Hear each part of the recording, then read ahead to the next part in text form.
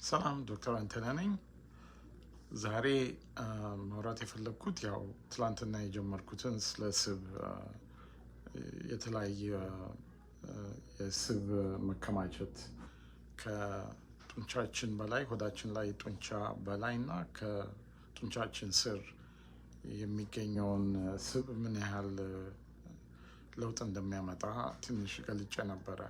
ሌላ ነገር ደግሞ ወንድና ሴት ላይም አንዳንዴ ለውጥ ይታይበታል። ብዙ ጊዜ ሴቶች ስብ ሲበዛባቸው አብዛኛውን ጊዜ የሚጨበጠው አይነት ነው እንጂ የውስጥ እንትናችንን ጉበታችንን ኩላሊታችንን የሚሸፍነው አይነት አይደለም። ግን ሁሌ እንደሱ ነው ማለት አይደለም። አንዳንዴ እንደ ወንዶቹ የውስጡ በዝቶ የሚጨበጠው ያንሳል። ግን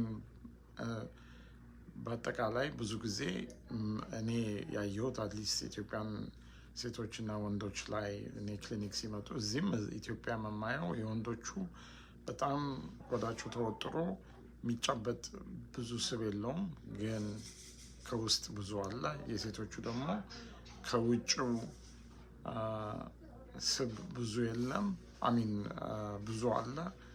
ከስር ከጡንቻችን ስር ጉበታችንን ኩላሊታችንን የሚሸፍነው ስብ ያነሰ ነው እና ለጤና ደግሞ ትላንትናም እንዳልኩት ስቡ ሰውነት ጉበታችንን፣ ልባችንን፣ ኩላሊታችንን የሚሸፍነው አይነቱ በጣም አደገኛ ነው።